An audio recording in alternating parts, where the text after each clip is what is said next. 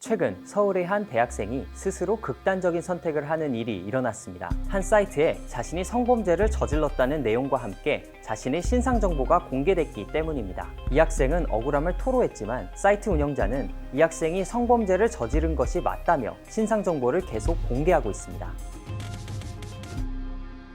안녕하세요. CBS 노컷뉴스 김구영 기자입니다. 혹시 디지털 교도소라고 들어보셨나요? 이곳은 성범죄나 살인 등 악성 범죄자들의 신상 정보를 공개하는 사이트입니다. 물론 정부의 공식 홈페이지는 아니고요. 민간인들이 범죄자 혹은 범죄 혐의를 받는 사람들의 신상 정보를 털어서 공개하는 사이트입니다. 대학생 사망 이후 이 사이트는 크게 주목받기 시작했습니다. 또 유명 BJ의 성범죄 의혹을 폭로하면서 더욱 이름이 알려졌습니다.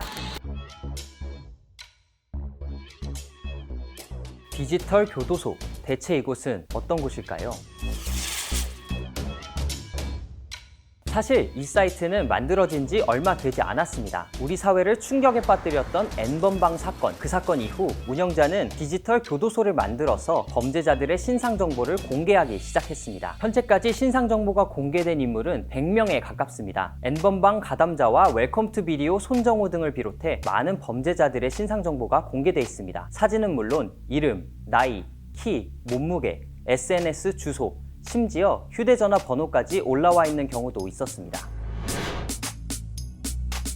운영자는 스스로를 박 소장이라고 불러달라고 했습니다. 그리고 박 소장은 N번방 사건의 피해자 중 한 명이 자신의 사촌동생이라고 했습니다. 박 소장은 많은 사건들의 공통점이 있다고 했는데 그 공통점은 한 번 피해자는 계속 피해자로 살아간다는 점, 그리고 범죄자, 특히 디지털 성범죄자들에 대한 처벌이 매우 약하다는 점, 이런 이유로 사이트 운영을 시작했다고 합니다. 그러니까 가해자들이 가장 두려워하는 게 신상정보 공개이기 때문에 이를 통해서 가해자들에게 더 많은 고통을, 피해자들에게 위로를 전하겠다는 얘기입니다.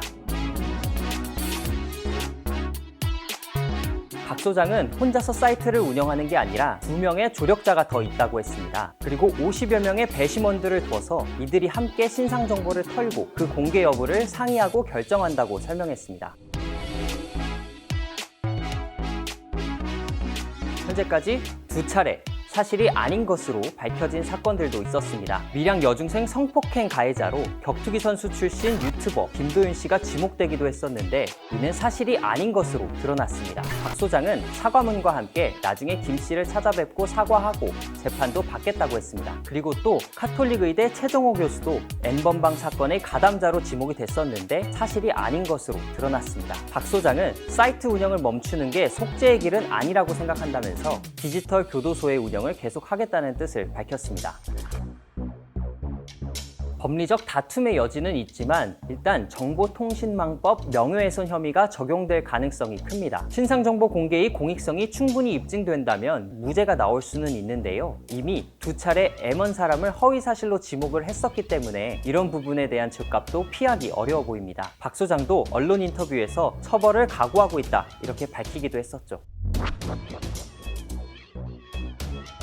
일단 경찰은 명예훼손 혐의가 적용된다고 보고 수사에 착수했습니다. 그렇지만 넘어야 할 산들이 많은데요. 일단 박 소장은 자기가 남미에 있다고 했습니다. 그리고 평생 해외에 살 각오가 돼 있다고도 덧붙였죠. 또 웹사이트는 동유럽에 위치한 서버를 사용한다고 합니다. 그러면 수사당국이 해당 국가에 수사 협조 요청을 해야 되는데 이게 쉽지가 않습니다. 특히 명예훼손 혐의로 인한 수사 협조 요청은 더더욱 어렵다는 게 법조계의 일반적인 판단입니다. 한 가지 주의해야 할 점은 박 소장이 아직 검거되지 않았기 때문에 그가 실제로 남미에 있는지 또 50여 명의 배심원들과 함께 움직이는지 등에 대해서는 오로지 박 소장의 주장뿐입니다. 사실이 아닐 가능성도 충분히 있습니다.